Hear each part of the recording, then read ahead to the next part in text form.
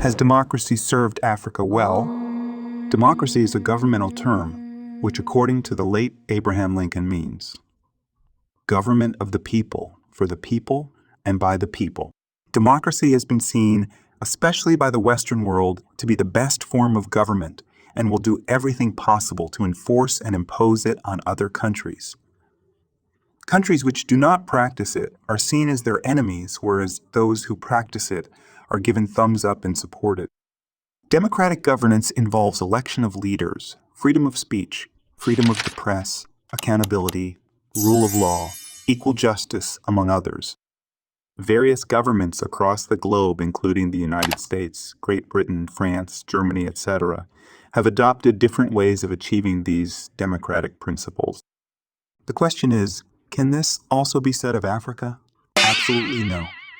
This is because Africa's democracy is a borrowed one from the West. The democracy practiced in Africa doesn't include their cultural values.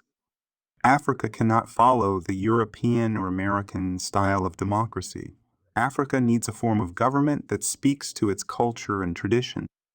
The integration of democracy in Africa is something some academic scholars place to have occurred in fairly recent history as a result of historical processes like decolonization and the collapse of communism. An important challenge that Africans face as they seek to create a democratic tradition is that many citizens are not aware of their national constitution nor understand the role that the provisions of the Constitution play in the regulation of their relationship with their governments, as well as with their fellow citizens. To have a democracy, people have to understand democracy, and how can people understand when 85% of the people in Africa cannot read or write? African governments should begin nationwide civic education programs in languages that their citizens can understand in order to help them internalize these complex and important relationships. Such steps can bolster the civic engagement that is already on the rise. More and more elections are being held in Africa. However, analysts dismiss many as being lawful but illegitimate, although studies show that a majority of Africans still want to live in democracies. An increasing number are looking to alternative, autocratic models. African countries have registered an overall decline in the quality of political participation and rule of law. For good governance to be truly entrenched, the majority of citizens must understand their constitution and see the law as a tool for protecting their rights and enabling other activities such as entrepreneurship to create wealth to improve their lives. Africa's long-time salvation demands that they avoid adversarial politics. Africa Redemption demands that they define for themselves what democracy means. The frequent coups d'etats all over Africa hinders the true meaning of democracy. In Ghana, for example, the coups of 1966, 1972, 1978, 1979, and 1981 have affected the forward march to Ghana's development. Almost all the corners of Africa from west to east, north to south, and of course the center have had their fair share of coups d'etats. Furthermore, many people across Africa see the Western style of democracy to be extremely narrow and alien to African cultures. Democracy is not merely the right to vote and seize power. Democracy is about a whole complex of rights and duties which citizens must exercise if a government is to be open, accountable, and participatory. The Western style of democracy places people into artificial antagonistic boxes, turns friends into enemies, and aims at arousing unnecessary competition. Take a look at what is happening in Zimbabwe, Kenya, and across the continent. Some leaders of Africa want to marry to power till death do them apart. Some African leaders who have been in power for over 20 years include Paul Biya of Cameroon, Colonel Gaddafi of Libya, etc. This is largely responsible for the corruption in Africa. In fact, political corruption in Africa is a moral pollution. What form of government is good for Africa?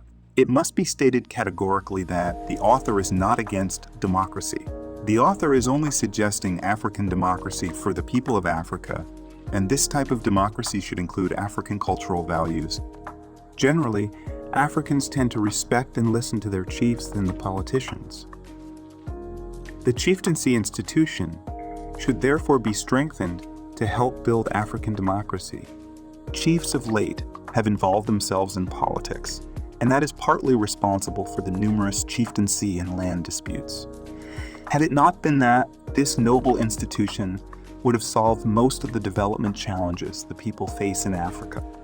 I do not also support military rule in Africa, and you will all agree with me that such regimes rather bring hardship, violation of human rights, intimidation, and harassment to the people. It is therefore not justifiable for one to support military rule in Africa. Some principles regarding democracy in Africa suggested by members of the Africa Faith and Justice Network include: Africans need to define for themselves the meaning of democracy in their own historical and cultural contexts, drawing on their participatory traditions and the experience of democratic societies elsewhere. Free market capitalism and multi-party systems are not synonymous with democracy. Respect for human, social, and economic rights as well as civil rights are essential if democracy is to take hold in Africa. For democracy cannot survive in a context of stark polarization between rich and poor.